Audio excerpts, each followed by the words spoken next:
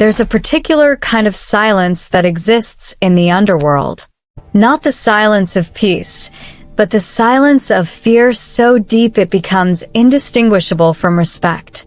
For 15 years, Vincent Marcello ruled the Eastern Seaboard's most profitable criminal enterprise without firing a single shot in anger, without ordering a single execution, without leaving a single body in the harbor.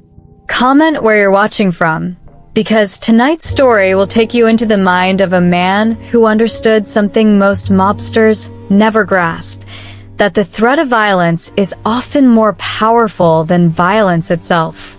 Don't forget to like this video as we descend into the psychology of power, into boardrooms where decisions were made with whispers instead of bullets, into the empire of a boss who had no enemies because everyone who might have opposed him understood, without ever being told, exactly what would happen if they did.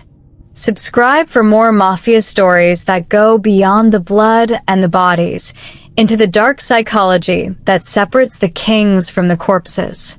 Share this with your loved ones to learn from a story about power, patience, and the terrifying efficiency of reputation. This is the story of Vincent Marcello, the boss without enemies, and the 15-year reign that redefined what it meant to be untouchable.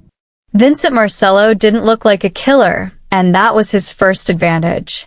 Born in 1958 in South Philadelphia, in a row house on Mifflin Street where the autumn leaves turned the color of rust and blood, Vincent was the third son of a dock foreman and a seamstress. His father, Anthony, worked the piers at Penn's Landing, managing cargo manifests and longshoreman schedules. His mother, Rosa, took in alterations from the neighborhood tailors and bridal shops. They were working people, honest people, the kind who believed in Sunday Mass and paying their debts and keeping their heads down. But Vincent was different from his brothers from the beginning. Where his older brothers, Tommy and Frank, settled disputes with their fists in the schoolyard, Vincent watched and learned. Where they spoke loudly and drew attention, Vincent observed quietly from the margins. By the time he was 12, he had already understood a fundamental truth that would define his entire life. Power belongs to those who understand people, not to those who can merely hurt them. The neighborhood where Vincent grew up in the late 1960s and early 1970s was a patchwork of legitimate businesses fronting illegitimate operations.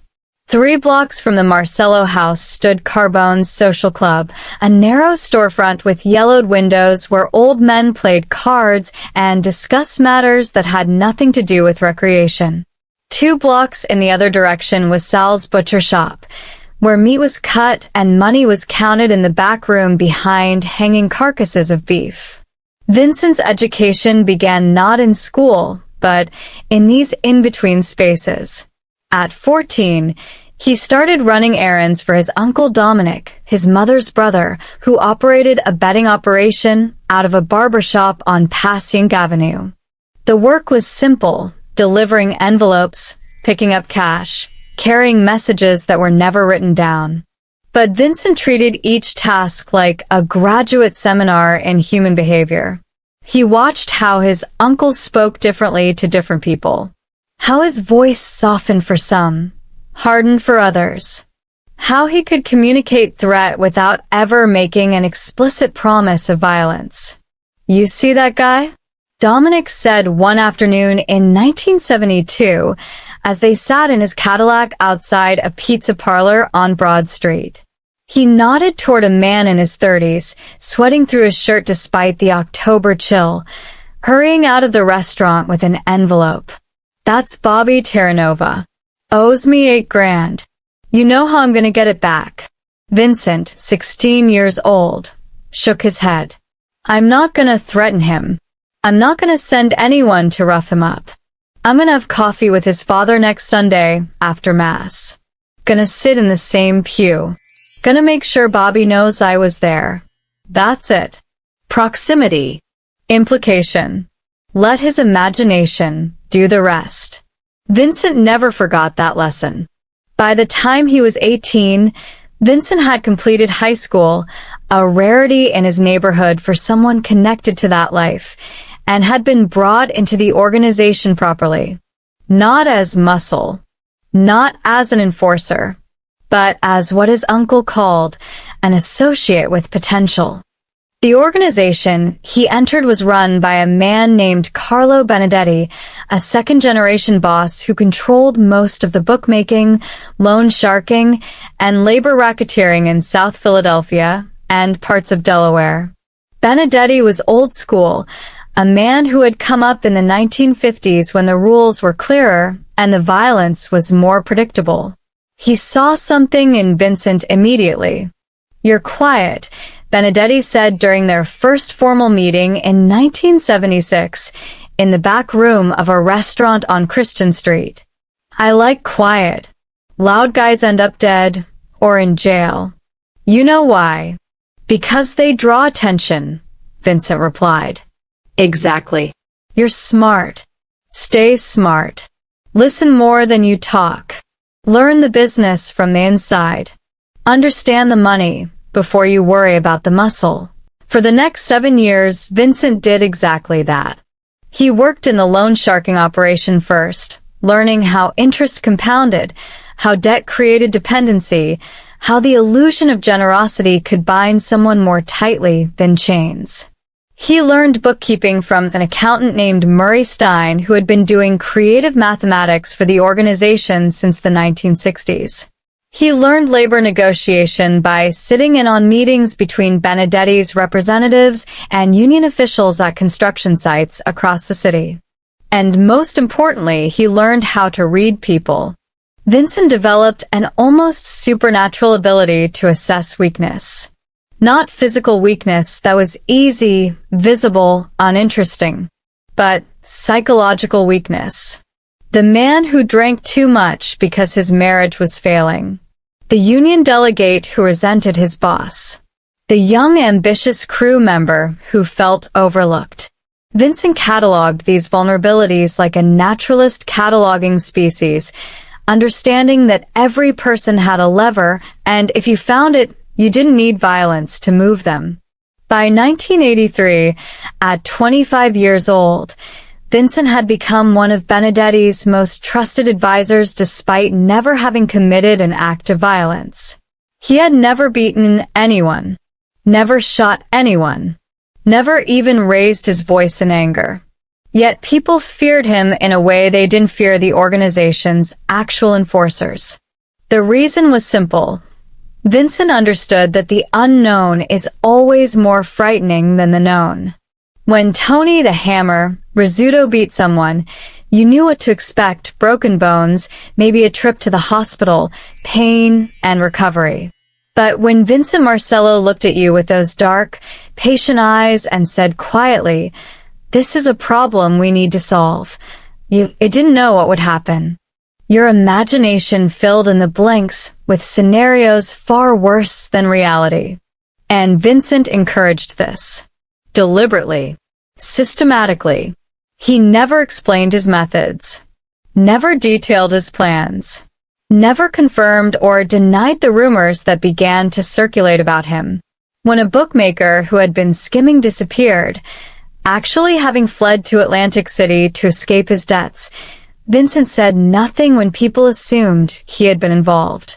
When a witness in a federal case suddenly refused to testify, claiming he couldn't remember key details, Vincent accepted the credit he didn't deserve. His reputation grew not from what he did, but from what people believed he might do. The turning point came in 1985. Carlo Benedetti, now 72 years old and in declining health, called a meeting of his top people at a warehouse in Port Richmond. Present were his underboss, Salvatore Sally Black Napolitano, his consigliere, Michael Costello, and 5 capos who ran different operations across the territory. Vincent, though not yet a made man in the formal sense, was invited to attend. "I'm getting old," Benedetti said, his voice rough with decades of cigars. "My doctors tell me I've got maybe 2 years if I'm lucky." So we need to talk about succession." The room went silent. Succession in the Mafia was rarely smooth. It was the moment when ambitions collided, when alliances fractured, when violence became almost inevitable. Everyone present knew this. "Sally's got seniority," Benedetti continued, nodding at his underboss. "He's earned respect. He's been with me since the beginning." Sally Black smiled, a thin, predatory expression. "But Sally's also got 3 federal indictments pending, and our lawyers tell me at least one of them is solid. He's probably going away for 10 to 15. The smile vanished. "Michael's too old, and he knows it. He'll stay on as consigliera whoever takes over. The capos, no offense, you're all good at what you do, but you're specialists. You run your crews, you make money in your territories, but none of you see the whole picture." Benedetti looked at Vincent. "Except you," he said. "You've worked in every part of this organization. You understand the books, the unions, the street operations, the political connections. You've never brought heat down on us. You've never lost money.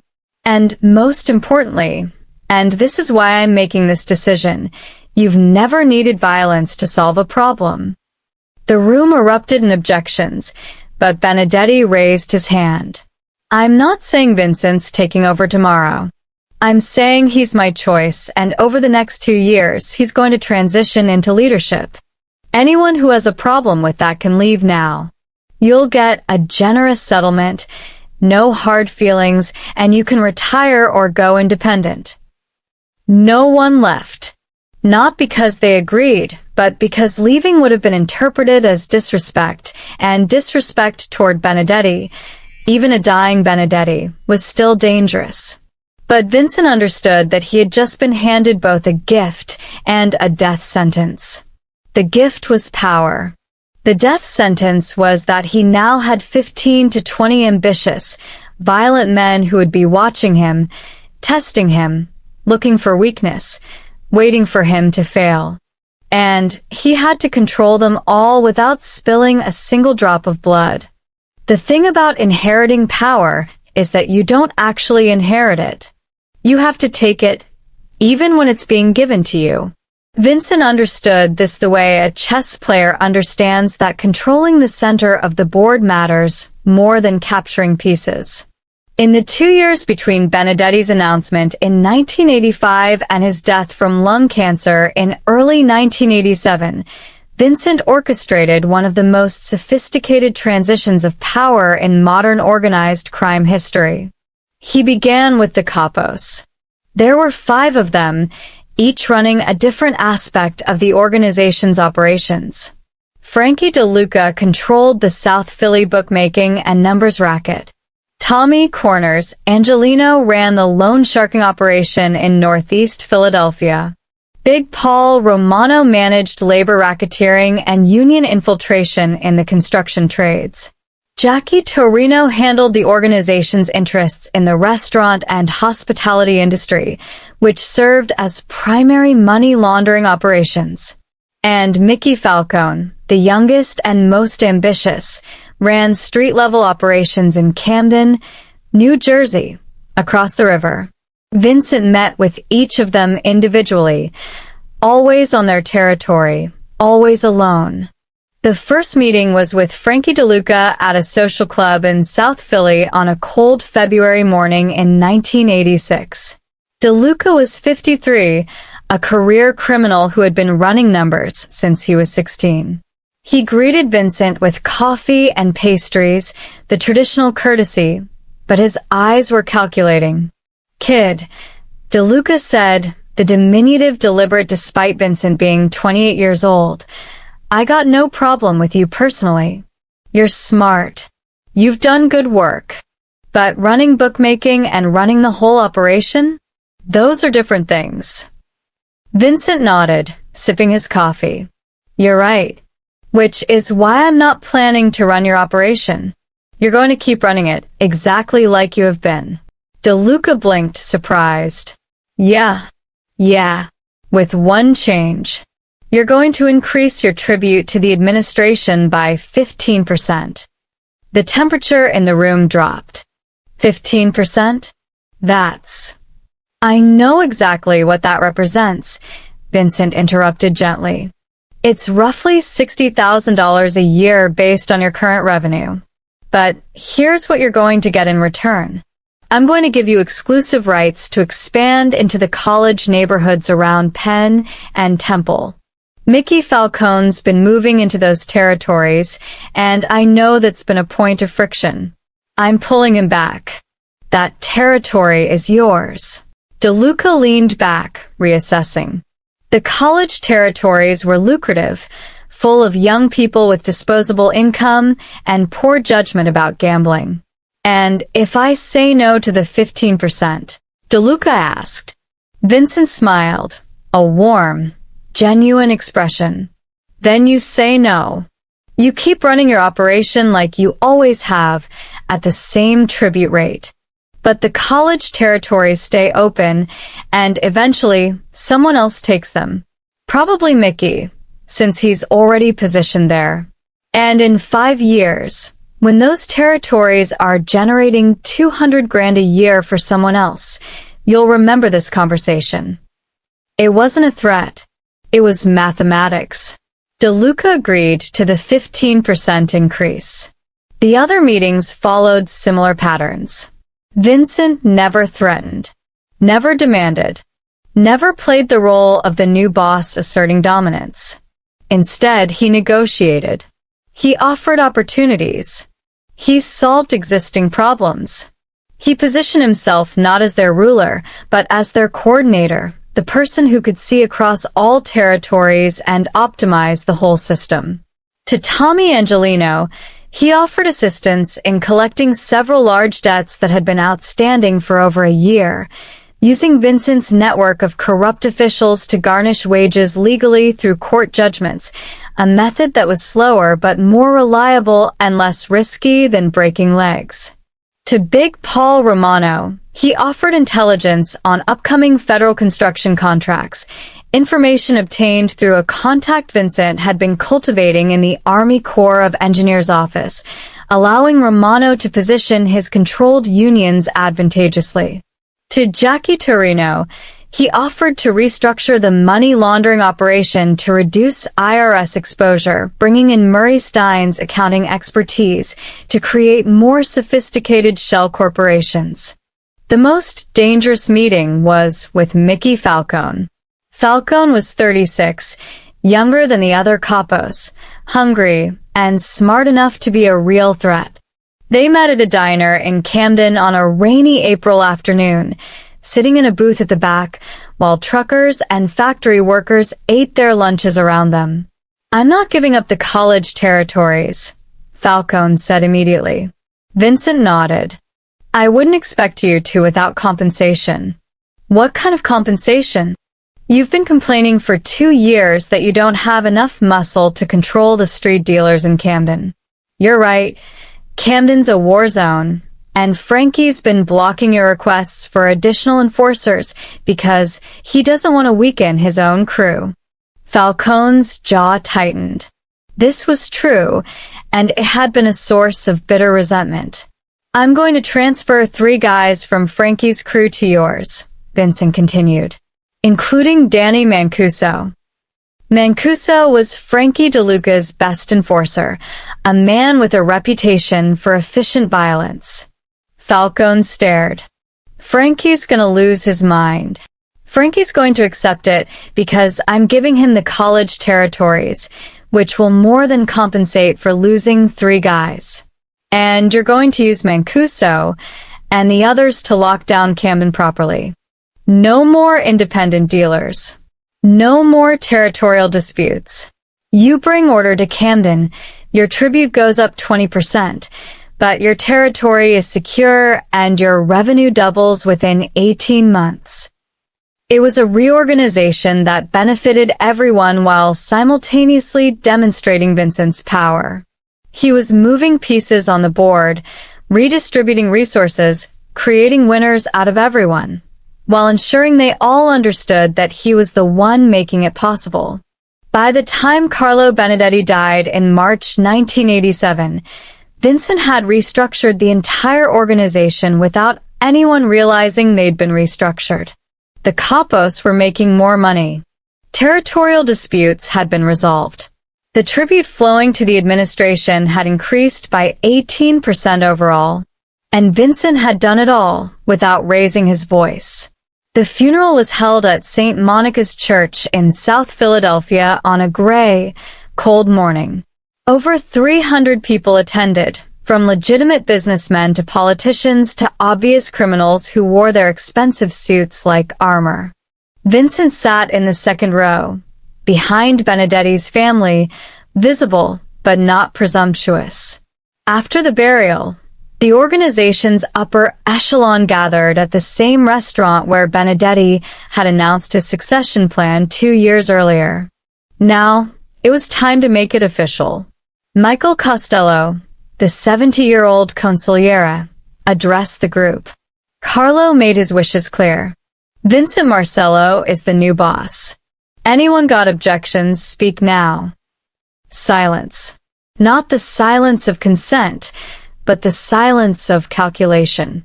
Every man in that room was thinking the same thing. Could they challenge this? Should they? What would be the cost? And in that silence, Vincent understood that the test was only beginning. The first real challenge came 6 months after Vincent took control. A bookmaker named Richie Costanza, who worked under Frankie DeLuca's crew, decided to go independent. He stopped paying tribute, stopped taking guidance, and set up his own operation in the Italian market neighborhood, directly competing with the organization's established bookmaking business. This was the kind of disrespect that traditionally resulted in a severe beating or worse. It was a test case. How would the new boss, the boss who had never ordered violence, handle open defiance? Frankie DeLuca called Vincent 3 days after Costanza went independent. "We need to handle this," DeLuca said, his voice tight with anger. "Guys making us look weak."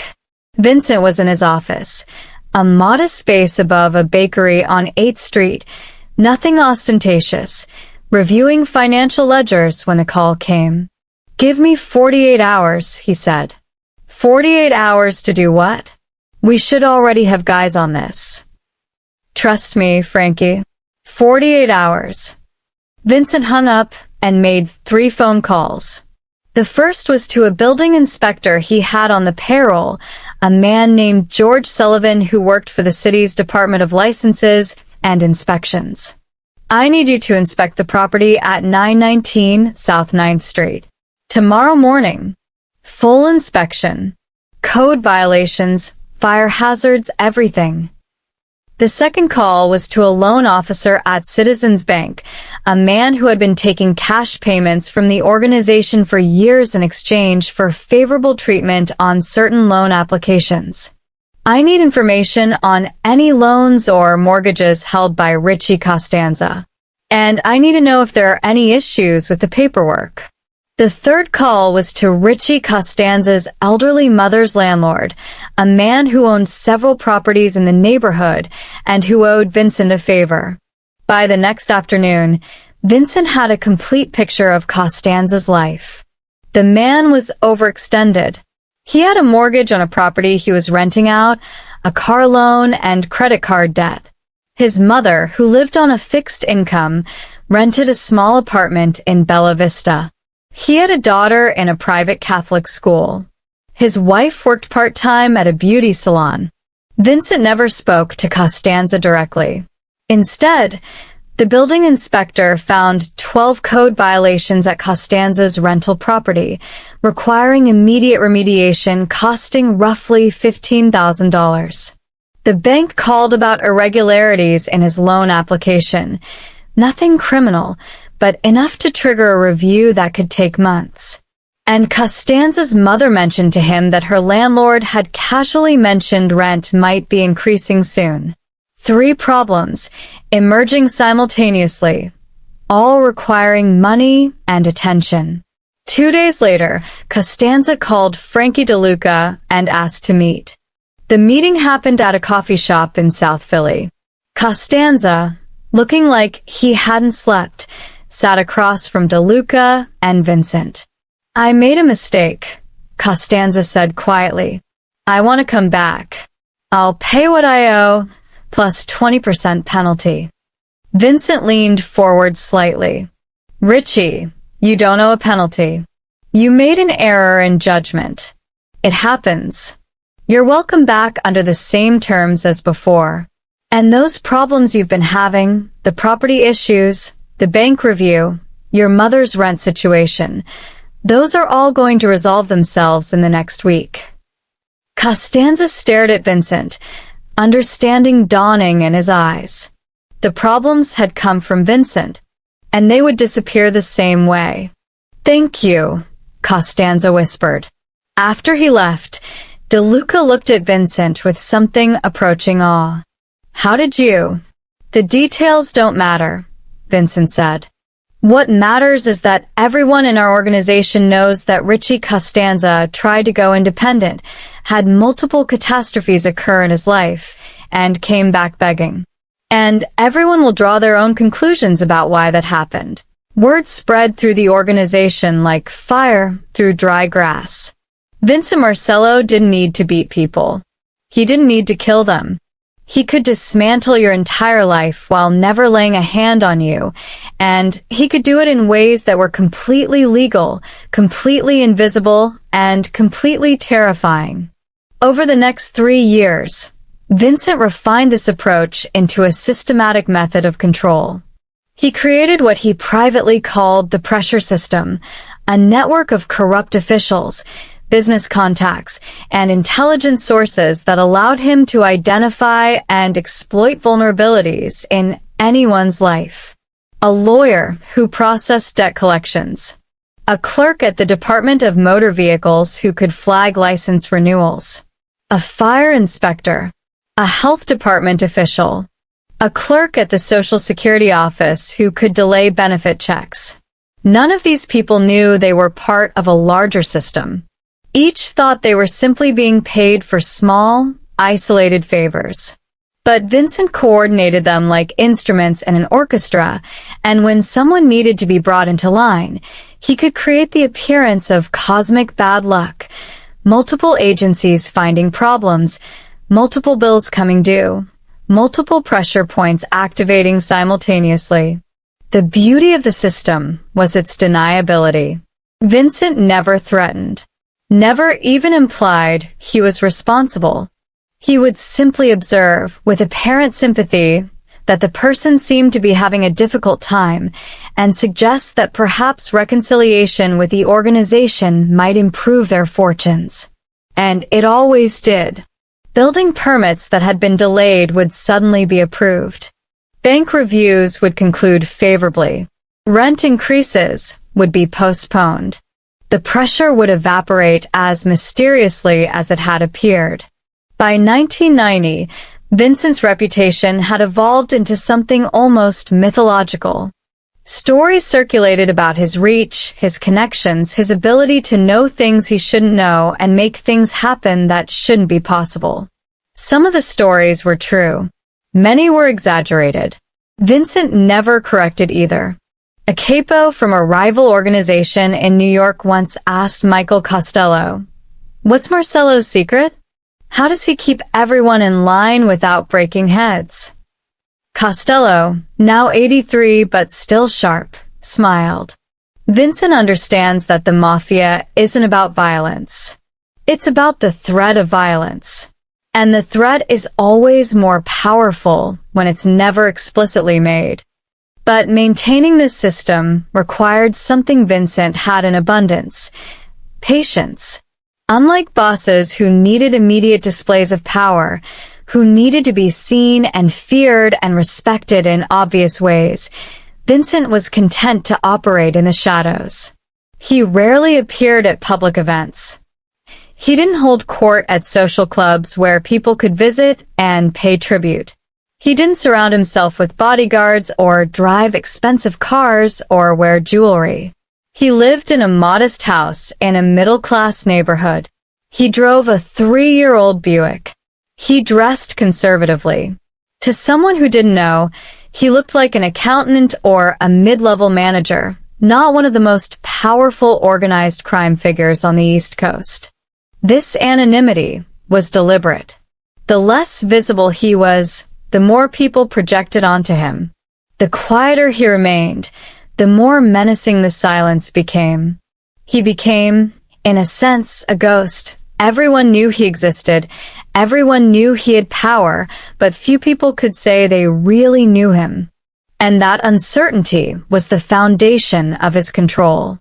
By 1995, Vincent Marcello controlled an organization generating approximately $40 million annually in revenue from bookmaking, loan sharking, labor racketeering, money laundering, and legitimate businesses that had been purchased with illegal proceeds.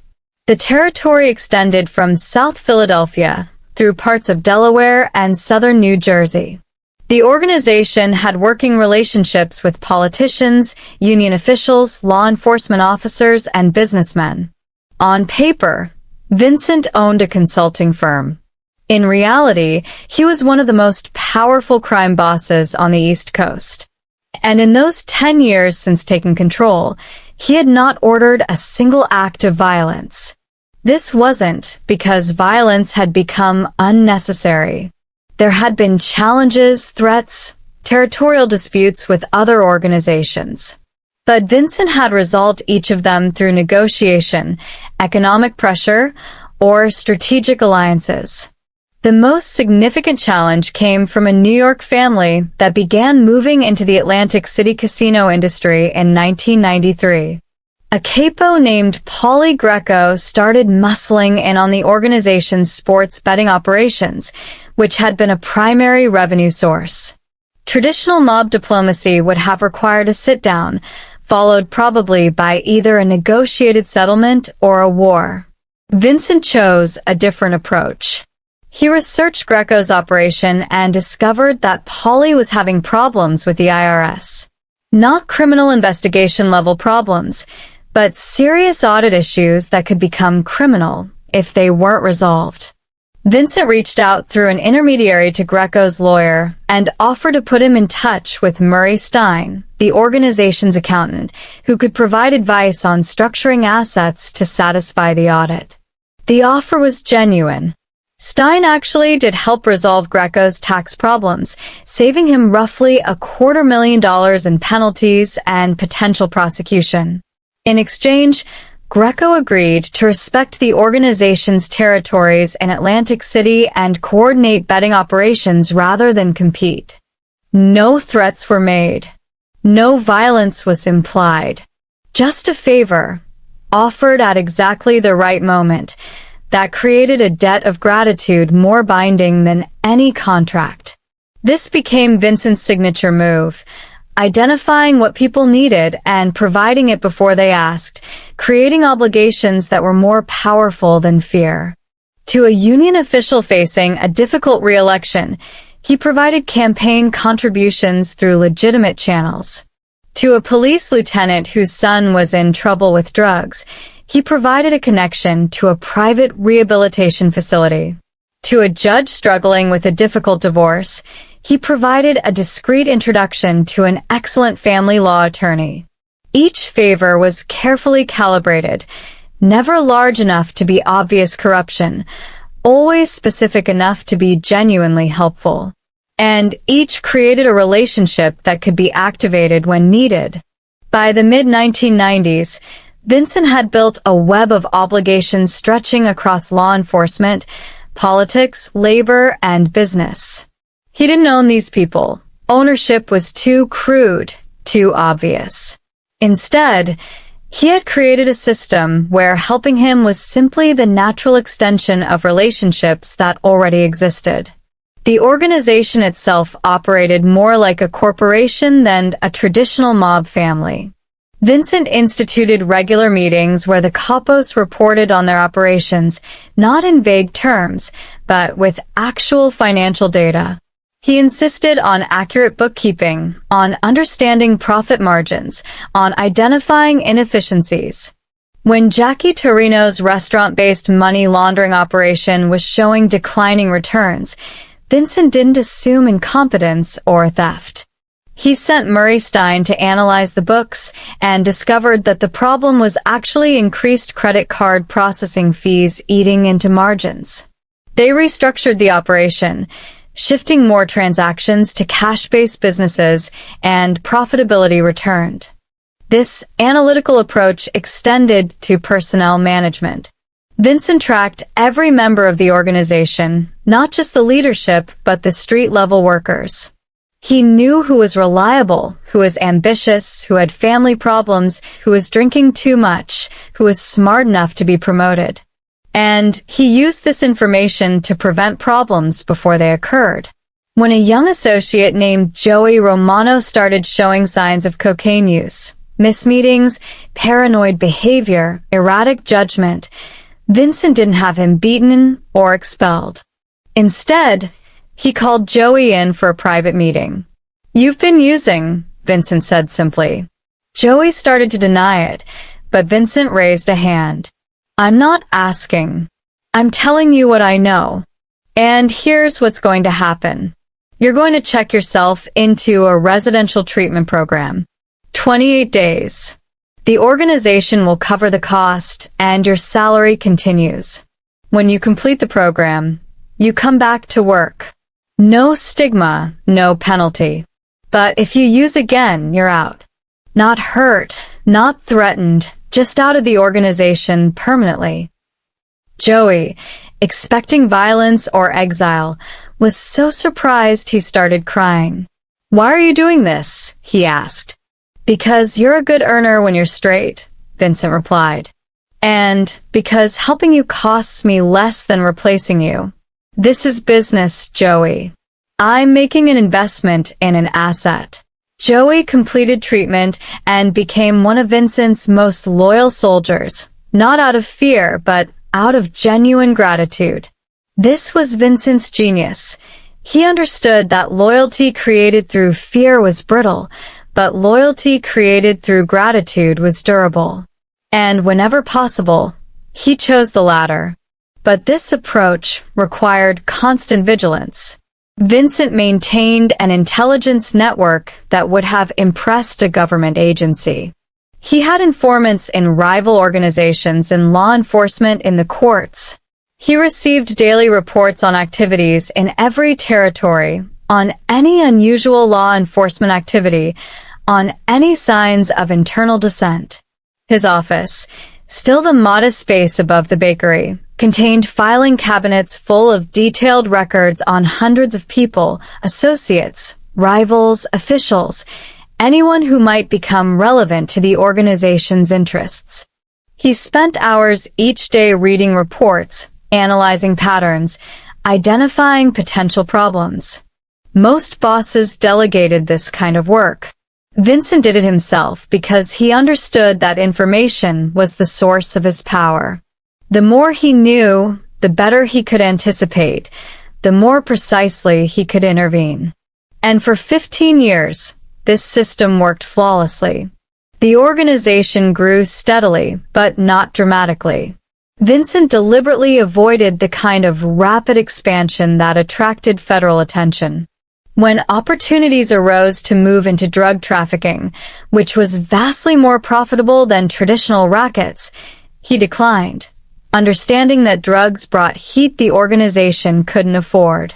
"We make $40 million a year," he told his capos in 1997. "That's enough to keep everyone comfortable and below the threshold that makes us a federal priority. You want to make $100 million and spend your life looking over your shoulder for FBI surveillance? Because that's the trade-off." His conservatism frustrated some of the younger, more ambitious members, but they respected the logic. And they respected even more that under Vincent's leadership, almost no one had gone to prison. A few low-level associates had been arrested for minor offenses, but the upper leadership remained untouched. This was unprecedented in modern organized crime, where federal RICO prosecutions had destroyed family after family through the 1980s and 1990s. The fact that Vincent's organization continued to operate while others were being dismantled was perhaps his greatest achievement. But it was also creating its own kind of problem. The irony of Vincent Marcello's success was that it made him a prisoner of his own system. By 2000, after 15 years of leadership without a single act of violence, without a major federal prosecution, without internal war or external defeat, Vincent had created something that had never before existed in organized crime: stability. And stability, he was learning, created its own form of pressure. The younger generation of associates who had grown up entirely under Vincent's rule had never known a different way of operating. To them, the smooth functioning of the organization, the absence of violence, the steady income, these things were simply how the world worked. They didn't understand how rare this was, how fragile, how dependent it was on Vincent's constant attention. In early 2000, Vincent sat in his office with Michael Costello, now 93 years old and officially retired, but still someone Vincent consulted on major decisions.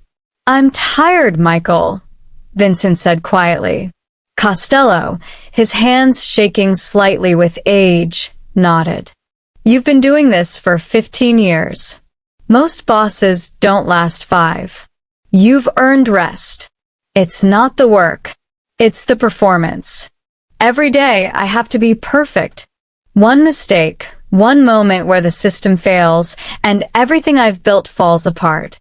Because it's all built on perception. On the belief that I can solve any problem, prevent any threat. What happens when I can't? Every leader faces that question eventually. But most leaders have room for error. They can make mistakes because everyone expects them to be human. I can't. I've created an image of myself as someone who never makes mistakes, who never fails, who always knows what's going to happen. And now I have to live up to that image forever." Costello was quiet for a long moment. "You know what your real problem is? You've been so successful at avoiding violence that your people have forgotten why we exist. The Mafia isn't a corporation, Vincent. It's a protection racket that evolved. And eventually, someone's going to need protecting in a way that can't be solved with favors and pressure. What happens then?"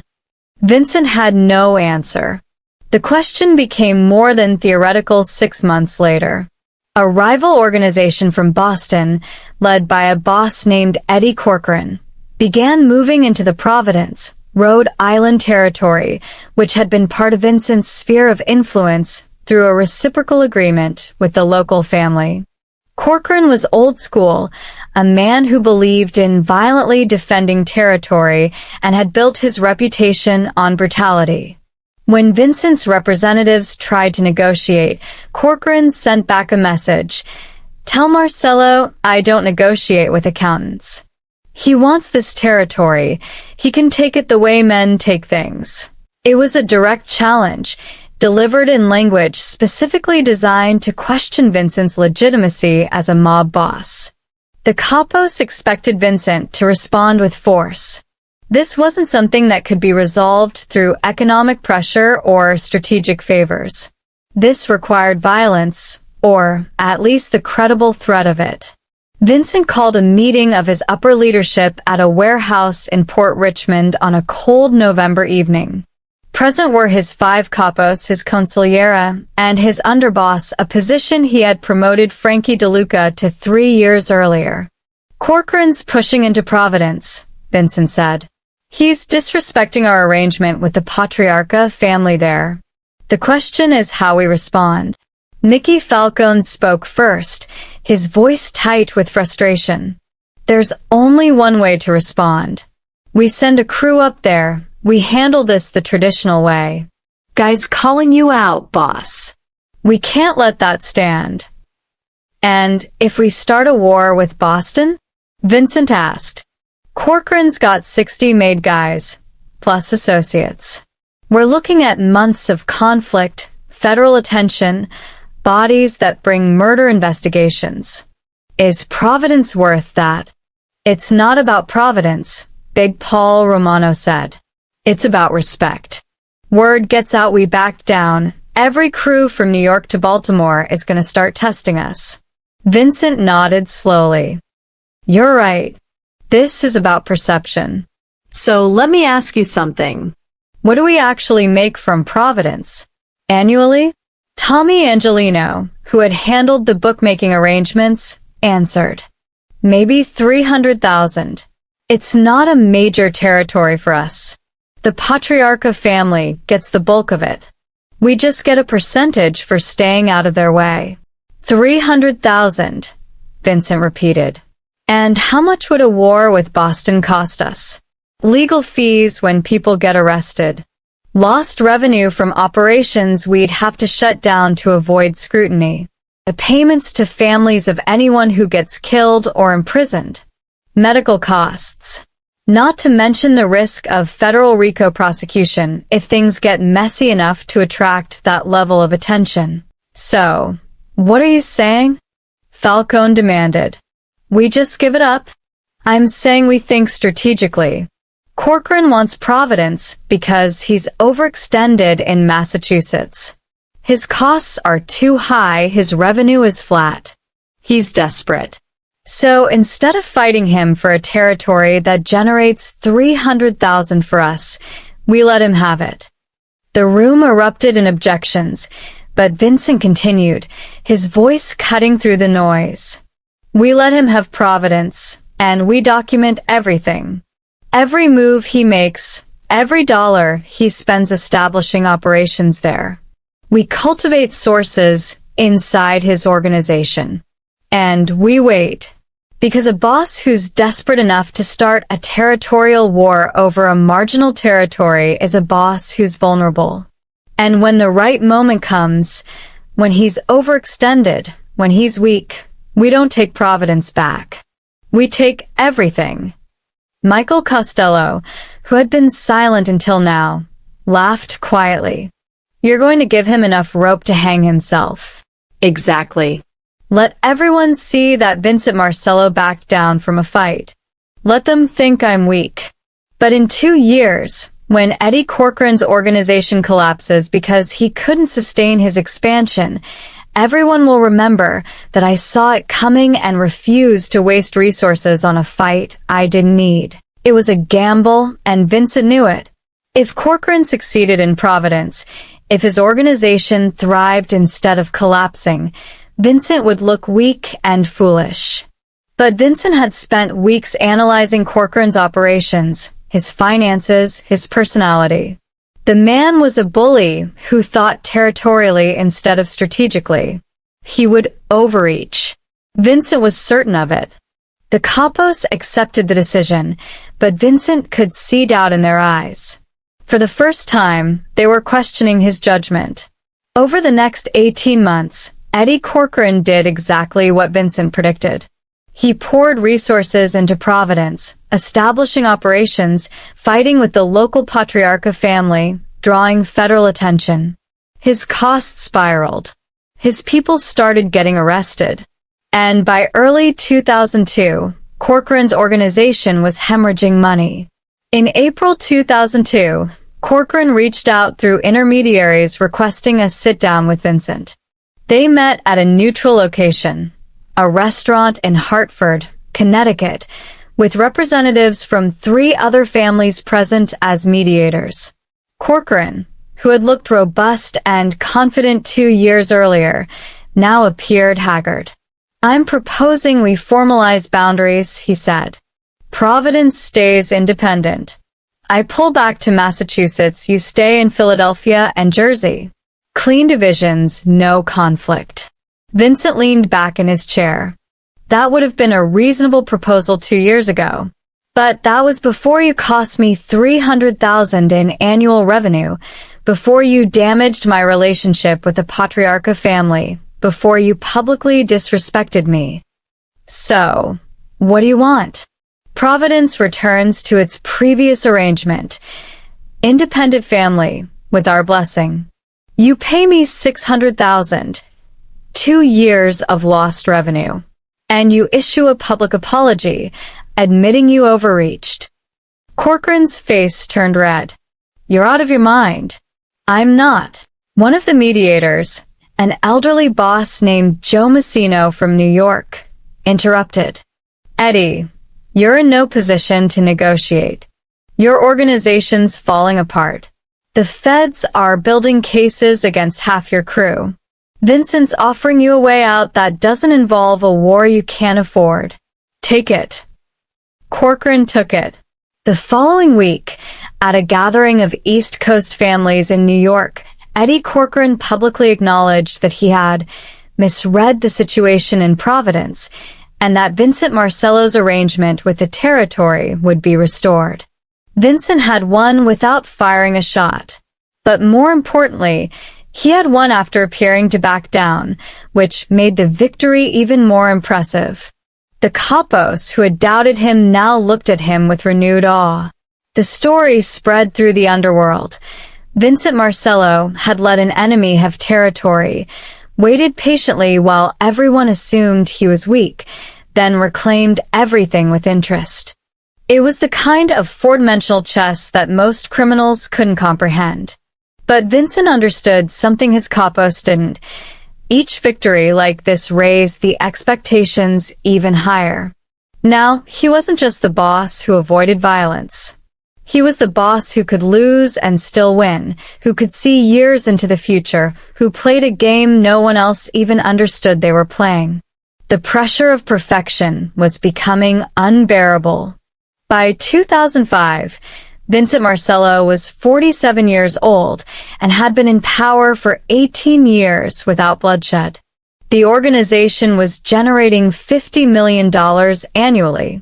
He had survived the most intensive period of federal organized crime prosecution in American history without a single RICO indictment against his leadership.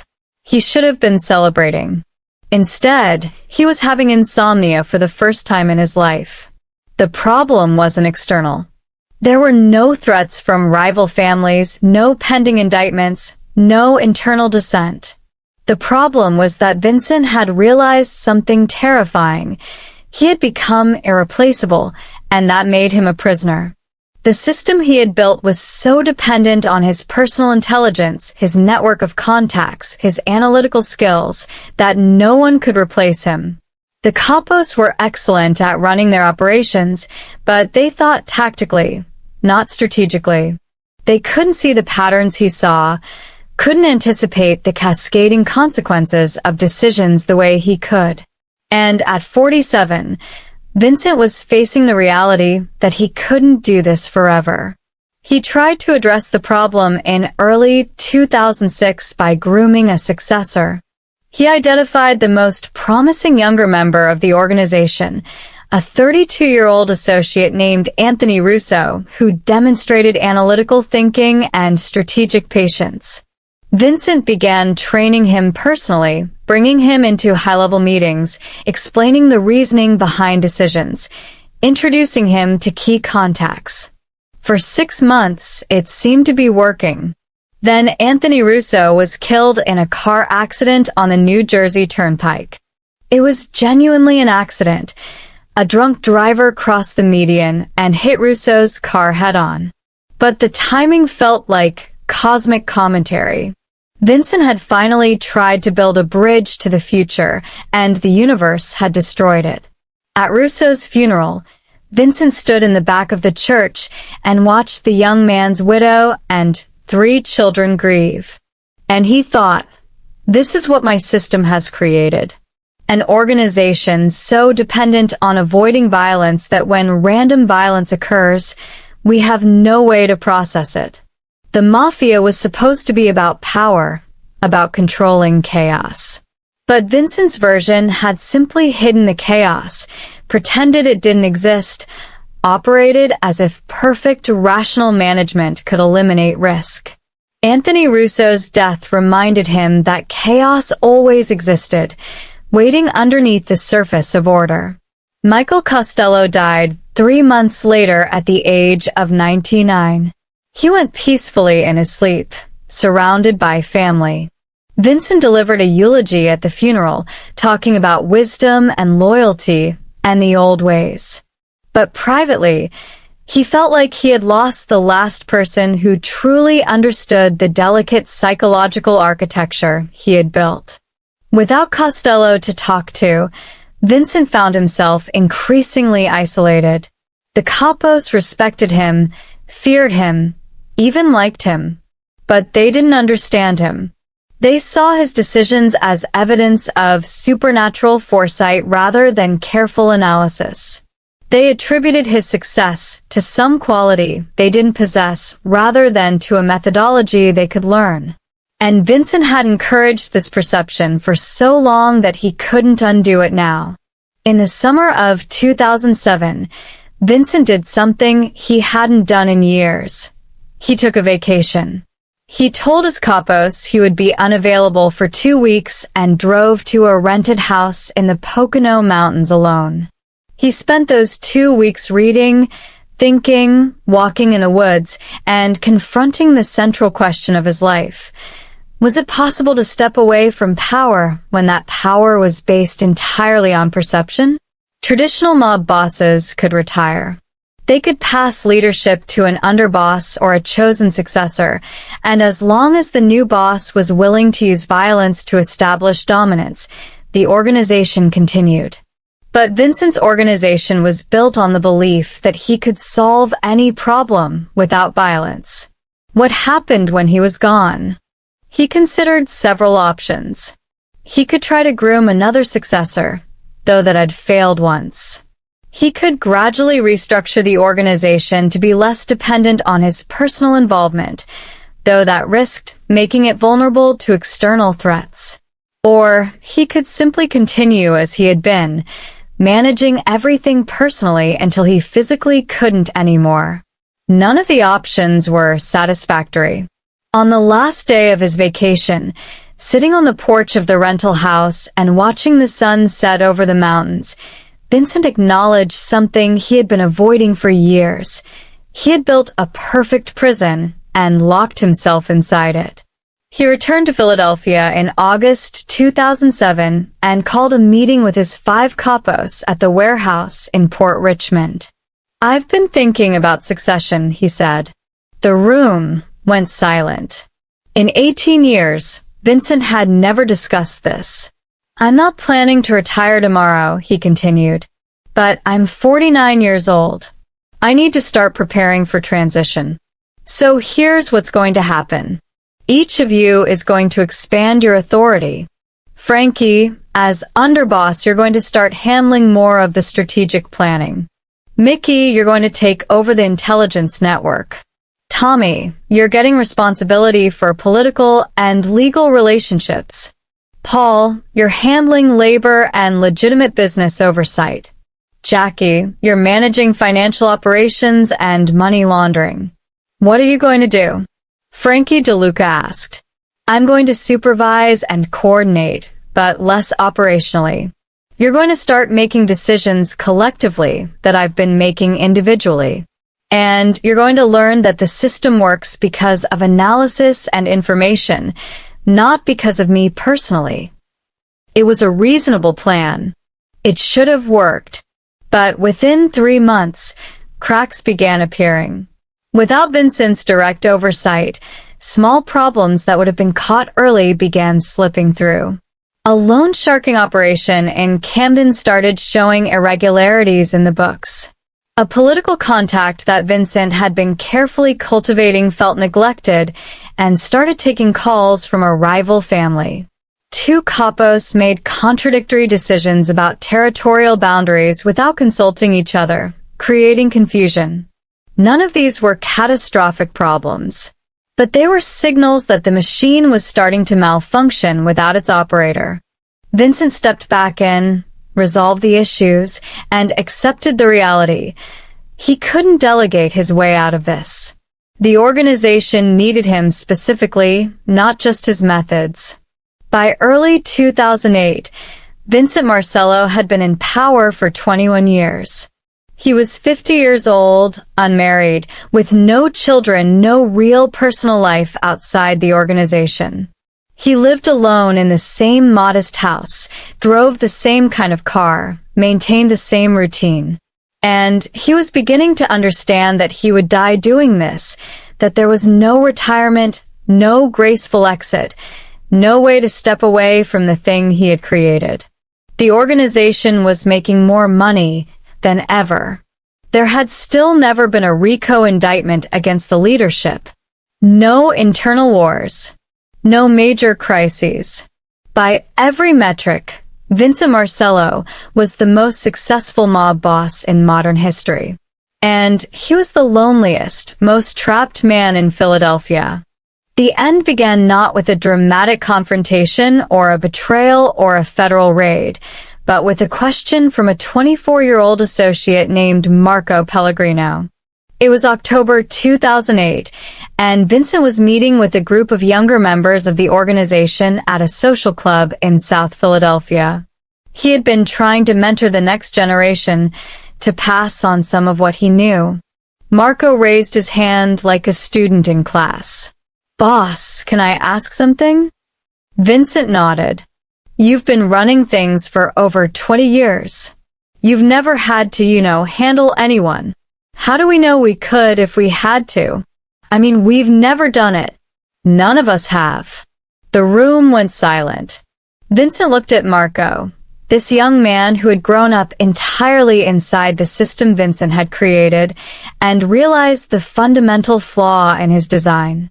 He had built an organization that avoided violence so successfully that no one in it knew how to use violence anymore.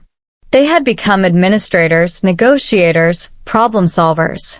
But they weren't criminals in the traditional sense. They had forgotten what they theoretically were. "You're asking if we're still capable of doing what Mafia families do," Vincent said carefully. "I'm asking if we're still a Mafia family," Marco replied. "Or if we've become something else." It was the most dangerous question anyone had asked in 20 years. Vincent ended the meeting early and went home. That night, he lay awake thinking about Marco's question. And he realized that the young man was right to ask it. The organization had become so efficient at avoiding violence that it had lost the credible threat of violence. And without that threat, even implicitly, it was just a corporation with criminal revenue sources. It had no identity, no culture, no connection to the tradition it claimed to represent. Vincent had erased the Mafia by perfecting it. The question became operational 3 months later. In January 2009, a crew from Baltimore began moving into Delaware, directly challenging the organization's bookmaking and loan sharking operations. The Baltimore boss, a man named Dominic Perillo, was young, aggressive, and didn't respect the old arrangements. When Vincent's representatives tried to negotiate, Perillo laughed in their faces. "You run a corporation, not a family. You negotiate, you don't fight. So we're taking this territory, and you're going to negotiate your way into accepting it." He had read Vincent perfectly. The capos wanted to respond with force. After 21 years of avoiding violence, they were ready, even eager, to prove they could still do what mob families did. But Vincent understood the trap. If they responded with violence now, after 2 decades of avoiding it, it would look like desperation. It would signal that all the carefully constructed mythology about Vincent's power had been just that, mythology. They would be exposed as having been bluffing the entire time. If they didn't respond with violence, they would lose Delaware and invite more challenges from every other organization that wanted to test their resolve.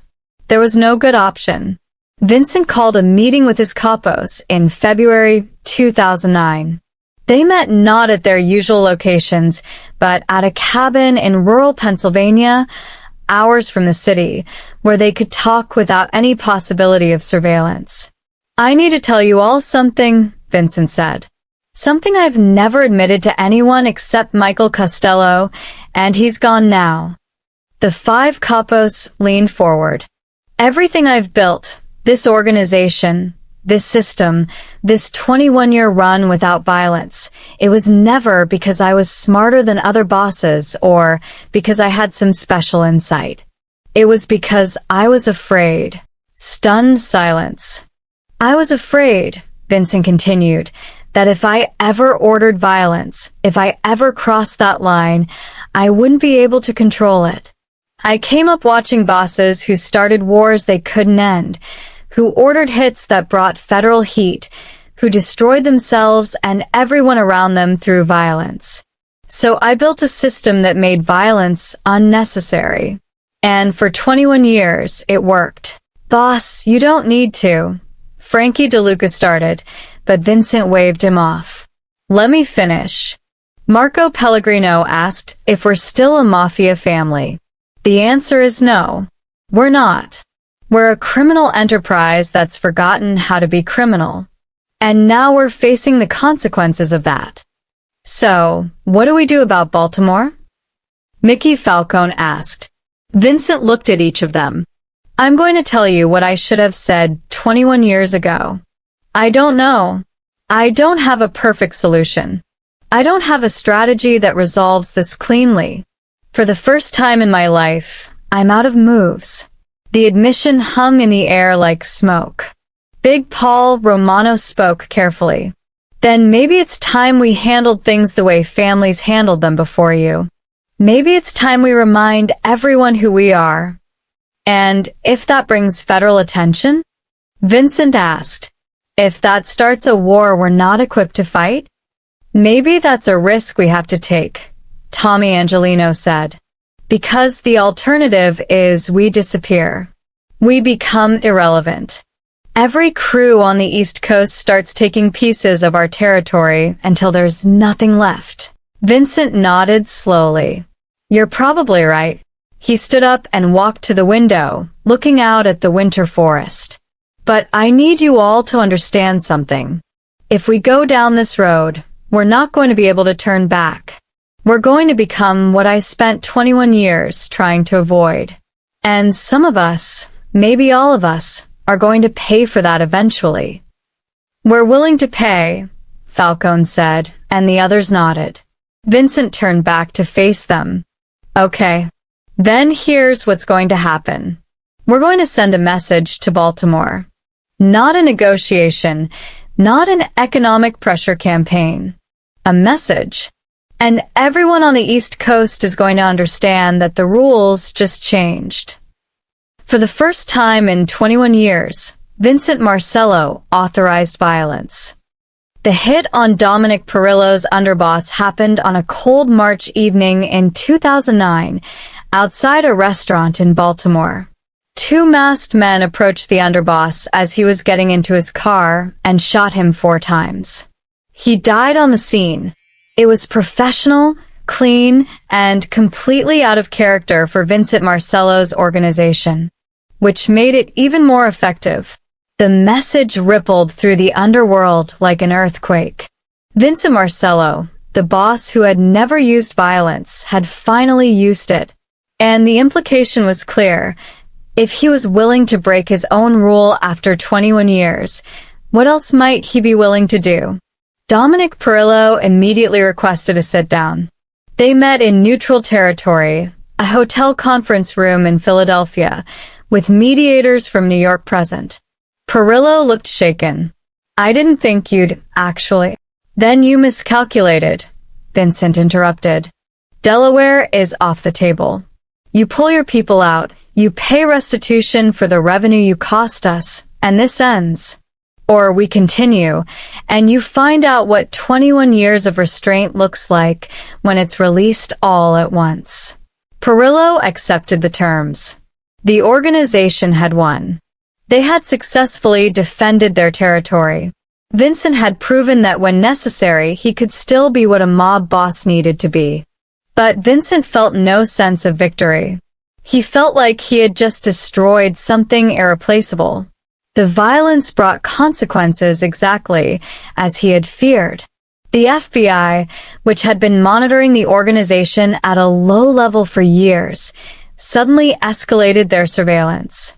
The Baltimore hit was high-profile enough to draw federal attention. Wiretaps were authorized. Agents began interviewing associates, looking for weaknesses, building cases. By summer 2009, Vincent knew they were in trouble. The perfect record of 21 years without a major prosecution was about to end. In September 2009, federal indictments were handed down. Not a massive RICO case that would destroy the entire organization, but targeted charges against 3 capos and 7 associates. Mickey Falcone, Tommy Angelino, and Jackie Torino were all charged with racketeering, money laundering, and illegal gambling. The trials would take years. The legal fees would be enormous. And even if they won, which was unlikely, the organization would never be the same. Vincent sat in his office above the bakery, the office he'd occupied for over 2 decades, and realized that he had spent 21 years building something perfect, only to destroy it in 3 months.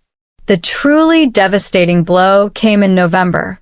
One of the associates who had been indicted, a young man named Danny Caruso, who was facing 15 years in federal prison, decided to cooperate with the FBI. He wasn't highly placed, but he had been around the organization long enough to provide corroborating evidence for dozens of charges. Worse, he could testify about the Baltimore hit. When Frankie DeLuca brought Vincent the news, they both understood what it meant. "They're going to indict you," Frankie said quietly. "For Baltimore. Probably by spring." Vincent nodded. He had known this was coming the moment he authorized the hit. "You should run," Frankie said. "We have contacts in Italy, in South America.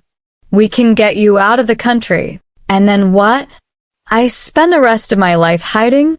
Living in places where I don't speak the language, where I have no power, no identity? I'd be a ghost. Better than spending the rest of your life in prison." Vincent smiled sadly. "I've been in prison for 21 years, Frankie. I just didn't recognize the bars." He paused, then continued. "I built this organization on the belief that intelligence could replace violence, that strategy could replace force. And I was right. For 21 years, I was right. But the moment I used violence, the moment I became like every other mob boss, all of that meant nothing. The perfect record is what protected us. Once it was gone, we were just another criminal organization for the feds to dismantle." "So, what do you want to do?" Vincent looked out the window at the street below, at the neighborhood where he had spent his entire adult life. "I want to accept responsibility. I'm not going to run. When they indict me, I'm going to face it. And I'm going to plead guilty." "You can't." "I can, and I will. Because if I fight it, if I go to trial, everyone else goes down with me. Caruso's testimony won't just convict me. It'll provide probable cause for additional surveillance, additional charges, additional prosecutions. But if I plead guilty, if I take full responsibility and allocate to the charges, I might be able to negotiate a deal that protects the rest of the organization." Frankie stared at him. "You do 20 years in prison to protect the family?" "I spent 21 years building this family." "Yeah, I do 20 to preserve what's left of it." The indictment came in March 2010. Vincent Marcello was charged with racketeering, money laundering, and conspiracy to commit murder in connection with the Baltimore hit. He turned himself in, posted bail, and immediately contacted the federal prosecutor handling the case. Through his attorney, he offered to plead guilty to all charges in exchange for agreements that no further charges would be brought against other members of the organization based on his case. The negotiations took 8 months. In November 2010, Vincent Marcello stood in a federal courtroom in Philadelphia and pleaded guilty to 3 felonies. He was sentenced to 18 years in federal prison. Before he was led away, he was allowed to make a statement. "I spent my entire adult life believing that intelligence was stronger than violence," he said. "For most of that time, I was right. But the moment you use violence, even once, even for what seems like a good reason, you become subject to the logic of violence. And that logic is unforgiving."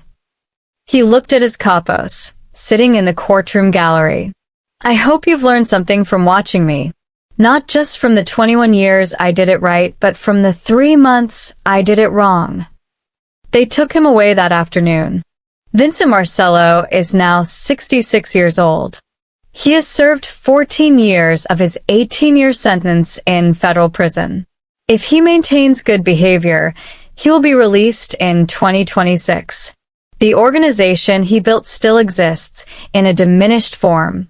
Frankie DeLuca took over as boss after Vincent's imprisonment and has managed to keep operations running, though at about 40% of their peak revenue. Without Vincent's intelligence network, without his strategic vision, without his reputation, the organization is just another mid-level criminal enterprise, neither particularly successful nor particularly important. Mickey Falcone was convicted at trial and is serving a 12-year sentence. Tommy Angelino and Jackie Torino took plea deals and served shorter sentences. Both are now released and back in the organization in reduced roles. The younger generation, like Marco Pellegrino, who asked that dangerous question back in 2008, have mostly moved into legitimate businesses. The mythology of Vincent Marcello, the boss who ruled for 21 years without violence, is strong enough that none of them want to try to recreate it. They understand it was a singular achievement impossible to repeat. In prison, Vincent spends his time reading, thinking, and occasionally mentoring younger inmates who seek his advice. He's known as a quiet, intelligent man who keeps to himself. Guards and inmates both treat him with unusual respect, though none of them know exactly why. His reputation precedes him in ways that can't be articulated. He receives visits from his capos every few months. They update him on the organization, ask for advice occasionally, though mostly they just want to maintain the connection. Vincent listens, offers thoughts when asked, but he no longer tries to run things from prison. That part of his life is over. In his cell at night, Vincent sometimes thinks about Michael Costello's question from years ago. What happens when the system you've built requires violence and you've constructed it to avoid violence? He knows the answer now. The system collapses. The perfect record becomes the perfect trap. And the leader who built everything on the absence of violence discovers that violence was there all along, waiting underneath every negotiation, every strategic decision, every moment of apparent peace. The Mafia isn't about violence, Vincent had believed. It's about the threat of violence. But he had been wrong. The Mafia is violence. It's just that sometimes the violence can be delayed, disguised, channeled into other forms. But eventually, inevitably, the true nature of the thing reveals itself. For 21 years, Vincent Marcello ruled an empire without enemies because everyone who might have opposed him understood the implicit threat. But the threat was only credible because it was never tested. The moment it was tested, the moment violence became actual rather than theoretical, the entire system inverted. He had been a boss without enemies, and that had been his greatest strength and his greatest weakness. Because in the end, the most dangerous enemy is the one you can't avoid, the inherent logic of the world you've chosen to inhabit. Power, Vincent understands now, is not about avoiding violence. It's about accepting that violence is the foundation of certain forms of power, and if you build your empire on denying that foundation, Eventually, the structure collapses. The cost of his 15 years of perfect control was 3 years of catastrophic failure. The cost of avoiding violence for 21 years was becoming the very thing he had tried not to be. And the cost of being untouchable was spending the rest of his life in a cell, alone with his thoughts, finally understanding the limits of intelligence in a world where some problems can only be solved with force. In 2 years, Vincent Marcello will be released from prison. He will be 68 years old. He will have no organization to return to, no empire, no power. He will be, finally, what he always secretly was, just a man who understood people very well and tried to use that understanding to build something that couldn't exist. The silence that once meant respect will simply be silence. And the boss without enemies will discover what it means to be a man without a kingdom. The illusion of power, it turns out, requires the reality of power to sustain it. And when the illusion finally breaks, all that remains is the ghost of what you once pretended to be.